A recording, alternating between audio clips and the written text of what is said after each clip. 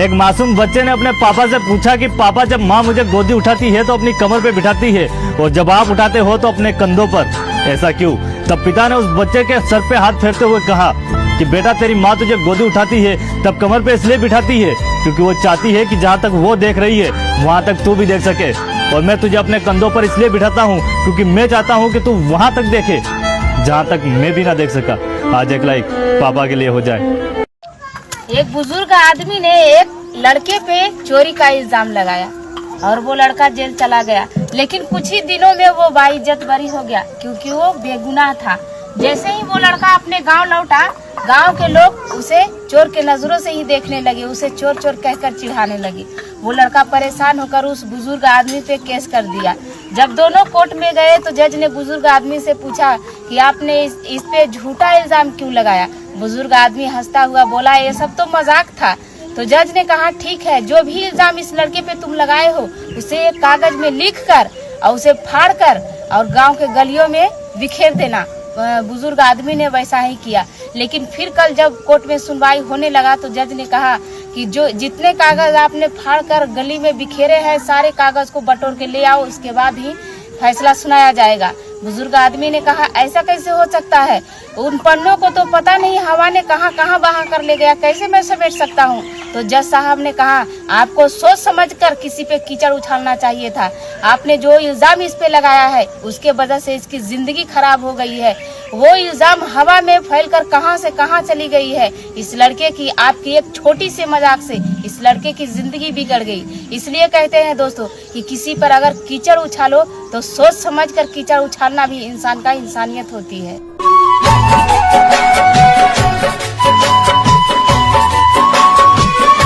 ID है अभिमावी 4916 और भाई ने डीएम किया है और डीएम में क्या लिखा है ये शायरी में सुनिएगा। शायरी अच्छी लगे तो लाइक कमेंट शेयर जरूर करिएगा। के दिन थे दिसंबर के, थोड़ी थोड़ी सर्द पड़ रही थी और हमारे दिल में भी मोहब्बत एक लड़के के लिए बढ़ रही थी। उससे बात किए बिना खाना भी गले से नहीं उतरता था।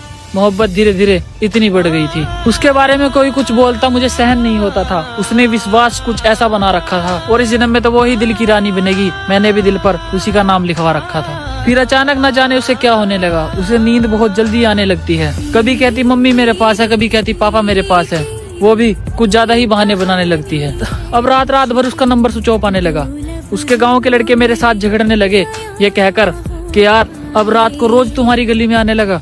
उसका चक्कर किसी और के साथ चल रहा था, वो मेरा नाम बदनाम कर रही थी और मैं उसे अपनी इज्जत मानता था और वो किसी और के साथ सोकर मेरी इज्जत को नीलाम कर रही थी। मुझे शक हुआ, मैंने उससे मुलाकात की, वो मना करती रही पर मैं उसे रंगे हाथ पकड़ चुका था। उसके पास 2 सिम थी और रात रात भर नंबर स्विच ऑफ क्यों आता है ये बात भी मैं अब समझ चुका था। वो मुझसे परेशान हो चुकी थी, मैंने भी अब उसे उसके हाल पर छोड़ दिया और मैं करता भी क्या, मैंने भी अपने दिल को अपने हाथों से ही तोड़ दिया। जिसे मैं अपना सब कुछ मान चुका था उसने मेरे दिल को 1000 टुकड़ों में बिखेर डाला और बाहर से तो मैं सबको जिंदा नजर आता हूँ और उस बेवफा ने मेरी रूह को मार डाला। तो दोस्तों, प्यार करने वालों के नाम एक शायरी है कि वो मिली भी तो क्या मिली बनके बेवफा मिली। वो मिली भी तो क्या मिली बनके बेवफा मिली। उतना तो मेरे गुनाह भी ना थे कि जितनी मुझे सजा मिली।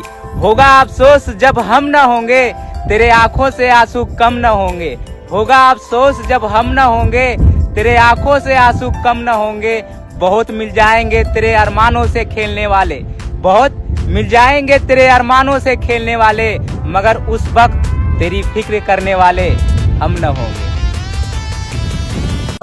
देखो एक बात सच बताना, उस इंसान ने तुम्हें कब से ब्लॉक कर रखा है? कब से तुम कुत्तों की तरह खुद को ब्लॉक करवाने के लिए उसके पीछे भाग रहे हो? कभी तुम उसके दोस्तों के पीछे भाग रहे हो, कभी अपने दोस्तों से बोल रहे हो कि यार कैसे भी करके उससे बोल के वो मुझे अनब्लॉक कर दे। आखिर क्यों ऐसा तुम कर रहे हो? या तो तुम ये सब इसलिए कर रहे हो क्योंकि तुम्हें खुद यकीन है कि वो इंसान ना तो तुम्हें अनब्लॉक करेगा क्योंकि वो तुमसे प्यार नहीं करता। ये बात तुम भी जानते हो अच्छे से, तभी तो तुम ये फालतू की कोशिशें कर रहे हो, भीख मांग रहे हो, गिड़गिड़ा रहे हो कि यार मुझसे प्लीज बात कर लो, मुझे टाइम दे दो, मुझे अनब्लॉक कर लो। अगर तुम्हें यकीन होता ना कि वो इंसान तुमसे प्यार करता है तो तुम्हें ये हरकतें करने की और अपनी बेइज्जती कराने की जरूरत ही नहीं पड़ती, क्योंकि वो खुद ही तुम्हें अनब्लॉक कर देता, क्योंकि उसका भी तो बात करने का मन करता ना। शायद सच्चाई तुम खुद जानते हो लेकिन उसको मान नहीं रहे हो, एक बार सोच कर देखना। तो आजकल की औलादों जरा कान खोलकर सुन लीजिएगा। आज का लापरवाह बेटा कल का परेशान पिता हो सकता है। घर में बेटे का ना होना दुख की बात होती है, लेकिन घर में बेटा होते हुए भी लापरवाह है और नाकाम होना उससे भी बड़ी दुख की बात होती है। कभी पिता की कमाई पे गुरूर मत करना। गुरूर तो उसे कहते हैं जब कमाई अपनी हो और गुरूर पिता का हो।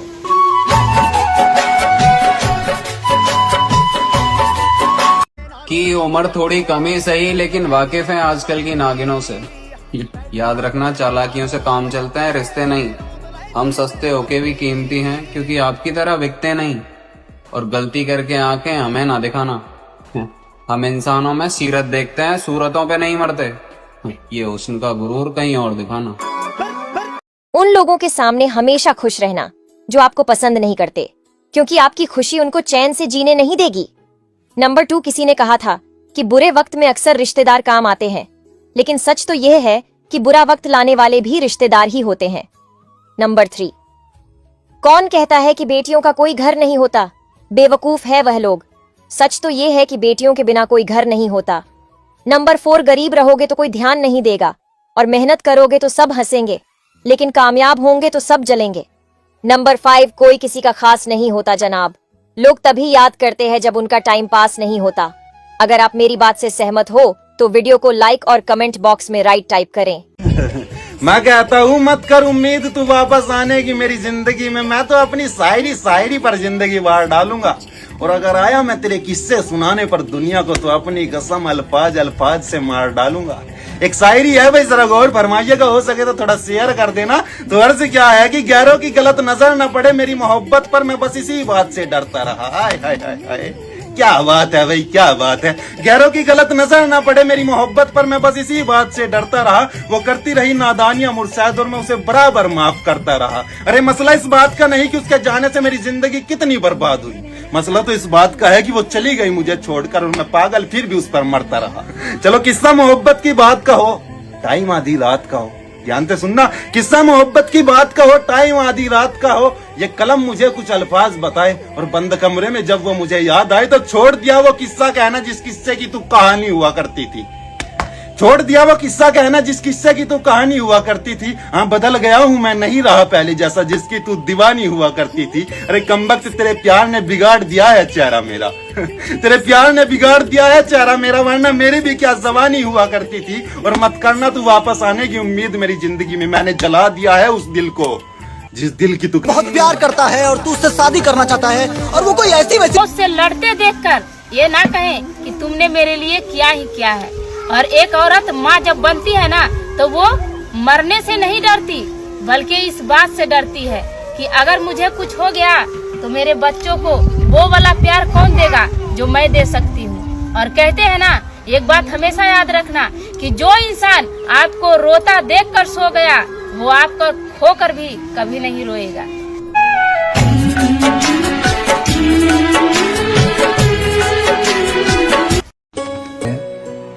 कोई मतलब नहीं। ये सब बातें मैं आपको इसलिए बता रहा हूँ कि बहुत से परिवार ऐसे हैं कि उनका मुखिया जाने कैसे कैसे करके एक एक पैसा जोड़ के अपना घर चलाता है, लेकिन उस परिवार के जो सदस्य हैं उनको इस बात से कोई मतलब नहीं रहता कि उनके पिता, उनके पापा, उनके भैया या जो भी उस घर का मुखिया है कैसे कमा रहा है। चेहरे की शक्ल बदल जाती है, सारे शौक छूट जाते हैं जब जिम्मेदारी सर पे आ जाती है। हमें भी बहुत शौक था फिल्में देखने का, क्लब जाने का, आवारागर्दी करने का। जिम्मेदारियां जब सर पे आई तो सारे शौक छूट गए।